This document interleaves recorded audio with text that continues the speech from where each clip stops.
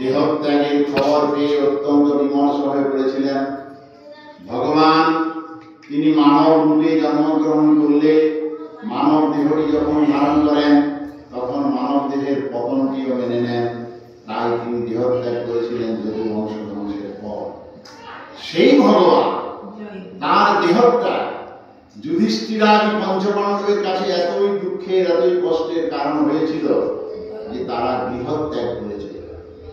গৃহত্যাগ করার পূর্বে এবং গৃহত্যাগের পরে যা তারা দেহত্যাগ করেছিলেন সেই সকলের আগে গৃহত্যাগের আগে তারা কি করলেন? পরীক্ষিত তখন পূর্ণ যৌবন প্রাপ্ত পরীক্ষিতকে রাজা করলেন, রাজার আসনে। কেন? মাঝখানের বংশটা তো নেই, অর্থাৎ দ্রৌপদীর 5 পুত্র নিহত, অভিমন্যু নিহত। এই অবস্থায় অভিমন্যু পুত্র পরীক্ষিত, যার বৃদ্ধিটা ছিল চন্দ্রকলার মতো, সেই পরীক্ষিতকে রাজা করলেন। সেই পরীক্ষিত হয়ে গেলেন রাজা। সেই পরীক্ষিতের কাছে কে প্রকাশিত হলো? সেই পরীক্ষিতের কাছে প্রকাশিত হলো শ্রীমদ্ ভাগবত। কারণ কি? রাজা পরীক্ষিত তিনি গেছিলেন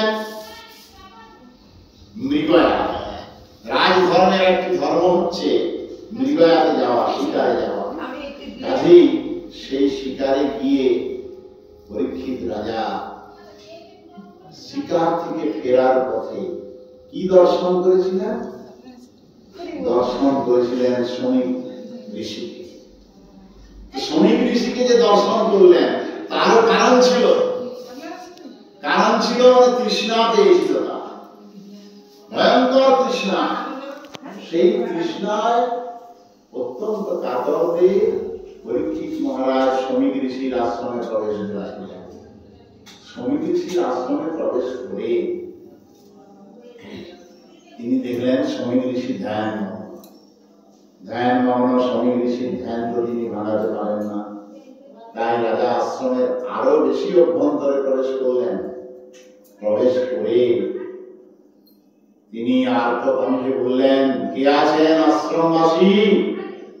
আমি তৃষ্ণার্ত পথিক, আমি একটু জল পান করবো, আমাকে একটু জল দান করবো।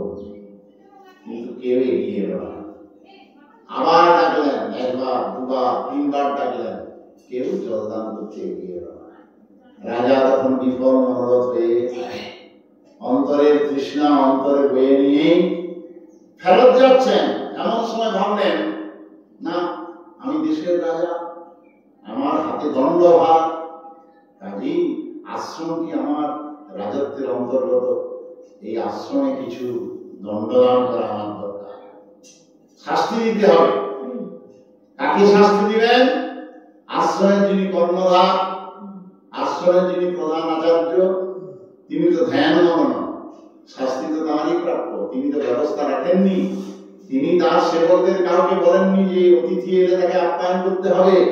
অতএব সেই শমীক ঋষি ধ্যানমগ্ন আছেন, তাকে একটি ছোট ছোট লঘু দণ্ড দিয়ে যেতে হবে।